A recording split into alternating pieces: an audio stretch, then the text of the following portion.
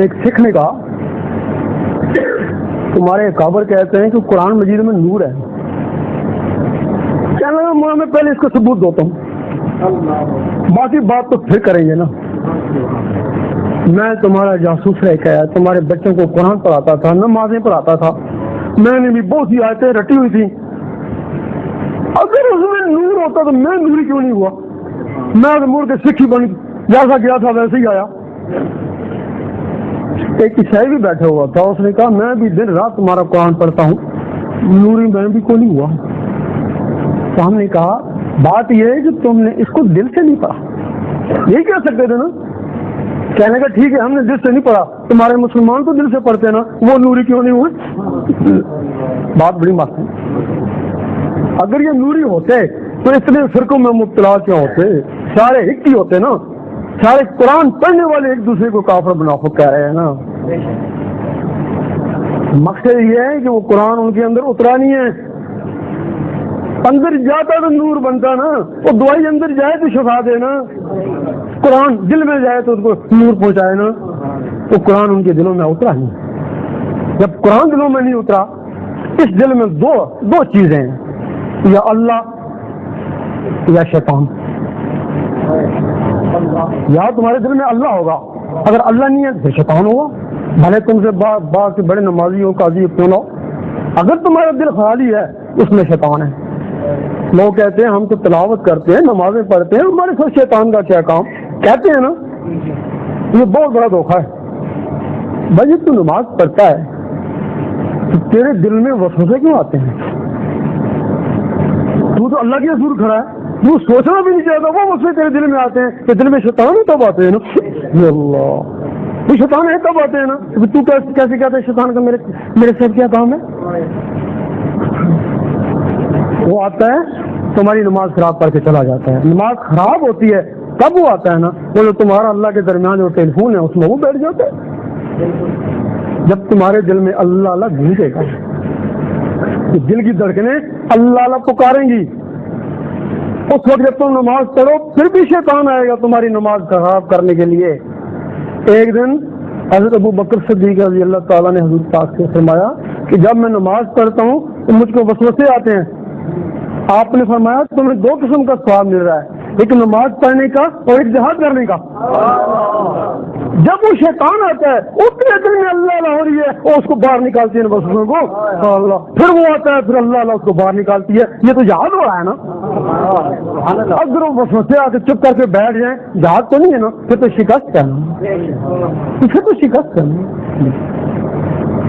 اس وقت ضروری ہے یہ جو دین اللہ کا دین ہے اس کو دین الہی بولتے ہیں. یہ آیا کرتا تھا خاص خاص بندوں کے لیے, جن لوگوں کے لیے دین آیا, عشق آیا, خواجہ صاحب بن گئے اور داتا صاحب بن گئے. یہ صرف انہی لوگوں کے لیے تھا جن کو اللہ چاہتا تھا. اب اللہ نے اس کو عام کر دیا, جو بھی آئے لبیک اللہ. یہ سمجھے, جو بھی ہے لبیک, عیسائی ہے, ہندو ہے, سکھ ہے, مسلمان ہے, کوئی بھی ہے, یہ علم سب کے لیے ہے. اور جس میں وہ علم چلا جائے گا وہ تو اللہ کا عاشق ہو جائے گا. جب اللہ کا عاشق ہو جائے گا تو جدھر اللہ ادھر ہو.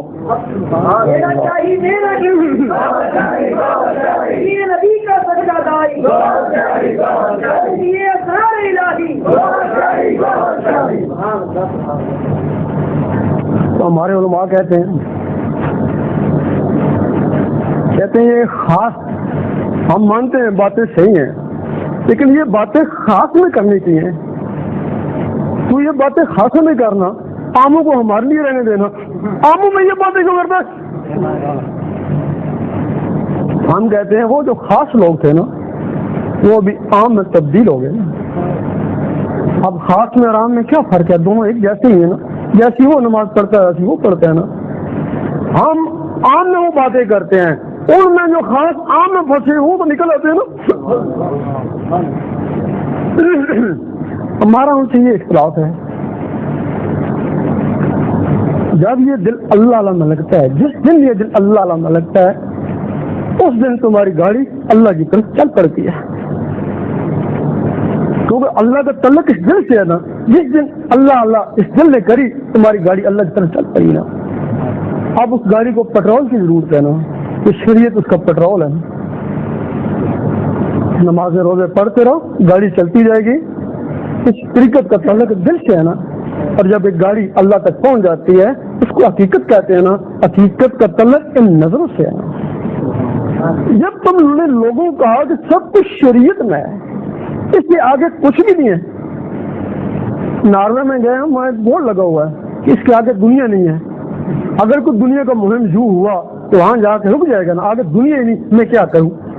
جب تم نے کہا کہ سب کچھ شریعت میں، اگر کوئی اللہ کا طالب ہوا تو شریعت بھی پھنس جائے گا نا. شریعت آگے ہے ہی کچھ نہیں، سب کچھ شریعت یہی پھنس گیا نا. اگر سب کچھ شریعت میں ہوتا تو ہمارے جتنے بھی اکابر ہیں، داتا صاحب، خواجہ صاحب جنگلوں میں کیوں گئے؟ اب تک غوث پاک کی جنگلوں میں گئے نا. اس کا مطلب ہے وہاں کچھ اور تعلیم تھی نا، وہاں وہ طریقت کی تعلیم تھی نا. یہاں یہ شریعت کی تعلیم ہے، وہاں طریقت کی تعلیم ہے. شریعت مدرسوں میں شہروں میں پڑھائی جاتی ہے اور طریقت جنگلوں میں حضور پاک پڑھاتے ہیں نا. پھر وہ پڑھا کے طریقت واپس بھیج دیتے ہیں نا. پھر شریعت اور طریقت والوں کو ٹکراؤ شروع ہو جاتا ہے نا. تیرا شاہی میرا شاہی نبی کا سچا دائی. میں جدھر جاتا ہوں ہمارے علماء پیچھے لگ جاتے ہیں، کہتے ہیں اس کو بس کچھ بیان نہیں کرنے دو. جتنا وہ روکتے ہیں اتنا عروج اور ہے. اللہ رسول کا حکم ہے.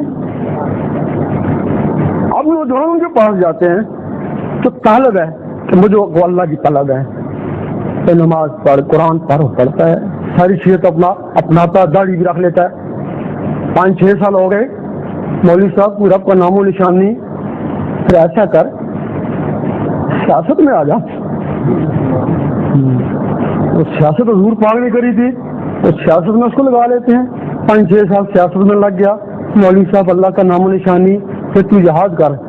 اس کو فضیلت ہے کہ جہاد کیا کہ وہ یار رسول اللہ نہیں کہتے، تو ان کو مار، وہ تجھے ماریں گے. جہاد شروع ہو گیا نا. اس طرح نوجوانوں کی زندگی جو ہے وہ برباد ہو رہی ہے. تو زندگی برباد ہو رہی ہے. ان عالموں میں بھی کئی قسم کے عالم ہیں نا. ایک عالم ربانی ہے وہ جس کے سینے میں قرآن اترا، اس کو عالم ربانی کہتے ہیں. وہ قاری نظر آتا ہے لیکن حقیقت میں ہے قرآن. جس طرح اس قرآن کی تعظیم فرض ہے، اس کو چوم سکتے ہیں، اس کو پش بھی کر سکتے، اس طرح اس عالم کو چوم سکتے اور اس کو پش نہیں کر سکتے، کیونکہ اس کے اندر قرآن ہے. اس کو عالم ربانی کہتے ہیں. اس نے کافروں کو مسلمان بنایا ہے. مسلمانوں میں کوئی فتنہ کھڑا ہوا اس نے بتایا. اور جن کے سینوں میں قرآن نہیں ان کے ہاتھوں میں قرآن ہے، اور جن کے ہاتھوں میں قرآن ہے ان کو عالم سو کہتے ہیں نا. اس قرآن کے ذریعے اس نے 72 فرقے بنائے، قرآن سے بنایا نا اس نے. اور تیسرا ہے جس کے بغلوں میں قرآن، یہ قرآن پڑھ رہا ہے، ہاتھوں میں قرآن ہے. اور تیسرا بڑا خطرناک ہے جسے نوجوانوں کی زندگی خراب کر دی، اس کے بغلوں میں قرآن ہے. اور اس کے لیے بلے شاہ فرماتے ہیں کھا کے سارا مکر جاندے جنہوں نے بغل میں قرآن. اللہ صبح کہتے ہیں بے نظیر کافر ہے، شام کو جب پیسے ملتے ہیں کہتے ہیں ہم نے تو کہا ہی نہیں تھا. وہ اس قرآن کی آڑ میں سیاست کرتے ہیں نا، قرآن کی آڑ میں سیاست کرتے ہیں اور کہتے ہیں حضور پاک نے بھی سیاست کری تھی. حضور پاک نے ایسی سیاست تھوڑی کی تھی. پھر کہتے ہیں کہ جابر سلطان کے سامنے کلمہ حق کہنا جہاد ہے. یعنی جو بھی حکومت ہے اس کے خلاف یہی ان کی ہوتی ہے، حدیث یہی ہوتی ہے نا. بھائی پہلی بات تو ہے کہ حضور پاک کے زمانے میں جابر سلطان مسلمانوں میں کون تھا؟ ریکارڈ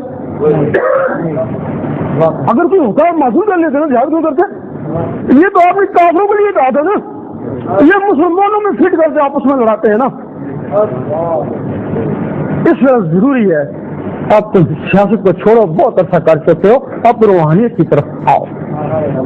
وہ 5-6 سال جو تم سیاست میں گزارے کچھ نہیں ملا. اگر تم 5-6 سال پھر اللہ علیہ کرتے رہے تو اور تمہارے دل کی صفائی تو ہو جائے گی نا. دل کی صفائی ہوگی، دل چمک اٹھا تو اللہ تعالیٰ کبھی کبھی مخلوقوں کو دیکھتا ہے، بنائی جو ہے نا، وہ داڑھیوں کو نہیں دیکھتا، وہ شکلوں کو نہیں دیکھتا، وہ چمکتے ہوئے دلوں کو دیکھتا. اور جس